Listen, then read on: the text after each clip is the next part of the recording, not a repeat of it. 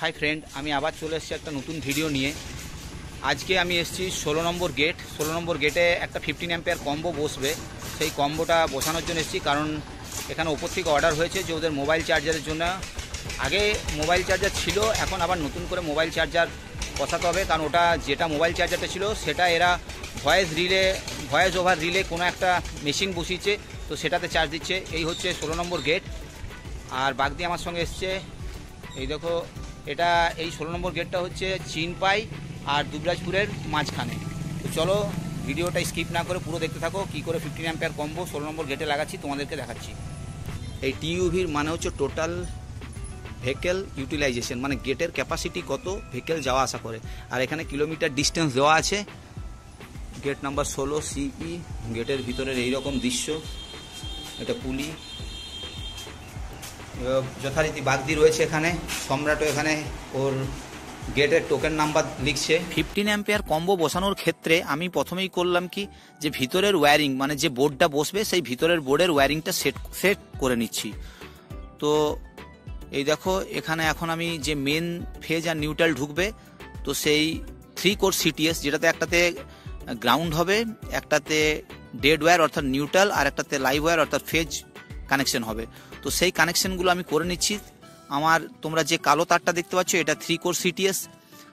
তো এই তারটাই আমি আবার স্যাডেল ক্লিপ দিয়ে ওয়্যারিং করে দেবো। তো এটা দেখতেও ভালো লাগবে। এমনি যদি 3টে তার বাইরের থেকে নিয়ে যায় তো সেটা দেখতে খারাপ লাগে, যেহেতু এটা ইনসুলেটেড কভার আছে তাই দেখতে ভালো লাগে। তো এখন আমি এইগুলোর কানেকশন করে নিচ্ছি।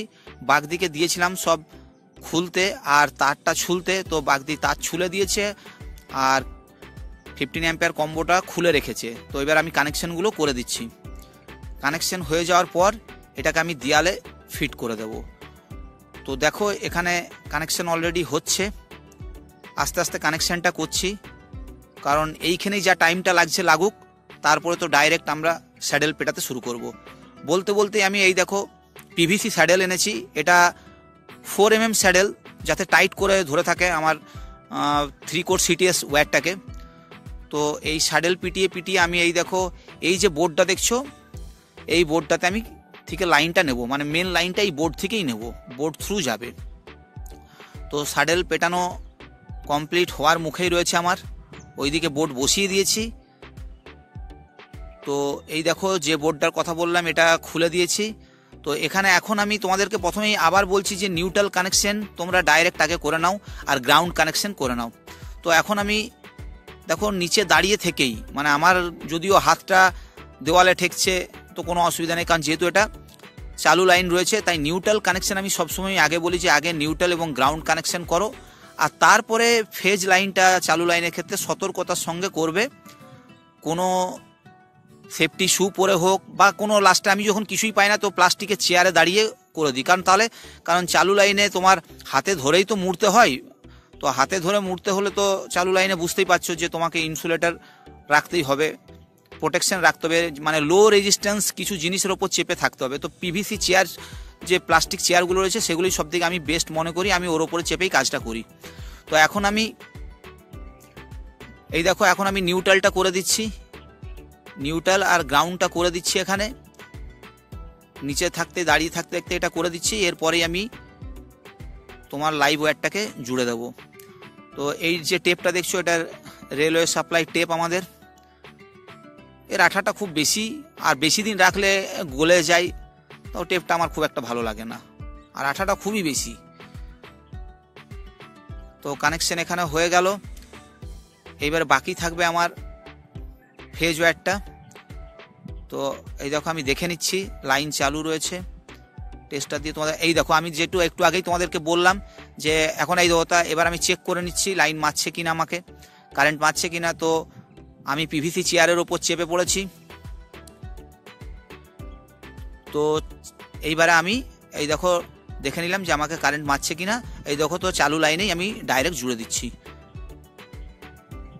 এটা কোনো অসুবিধা হবে না তোমাদের। ইলেকট্রিককে ভয় পেলে ভয়ই থাকবে, ইলেকট্রিককে ভয় পেও না।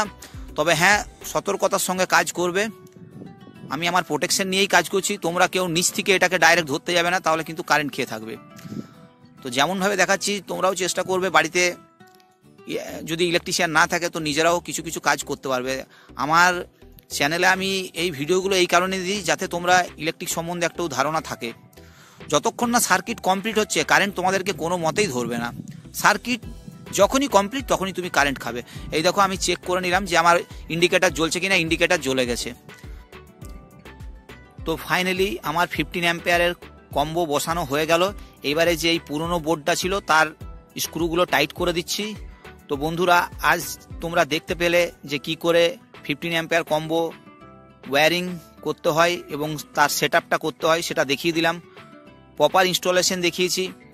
তো ভিডিওটা অবশ্যই লাইক করো আর বন্ধুদের মধ্যে শেয়ার করো। আর আমার চ্যানেলে যদি নতুন হও তাহলে অবশ্যই প্লিজ তোমাদেরকে রিকোয়েস্ট করছি তোমরা সাবস্ক্রাইব করো, কারণ বুঝতেই পারছো এই কাজ করতে করতে ভিডিও বানানো যে কি কষ্ট। তো বন্ধুরা আমাদের যে আজকে 15 অ্যাম্পিয়ার কম্বো বসানো ছিল সেটা বসিয়ে দিয়েছি। তো তোমাদের আজকের ভিডিওটা কেমন লাগলো অবশ্যই কমেন্ট করো আমাকে। আর চ্যানেলে যদি আমার নতুন থাকো তো অবশ্যই বন্ধুদের মধ্যে শেয়ার করো আর সাবস্ক্রাইব করো চ্যানেলটাকে। তো ভিডিওটা দেখার জন্য তোমাদেরকে অসংখ্য ধন্যবাদ।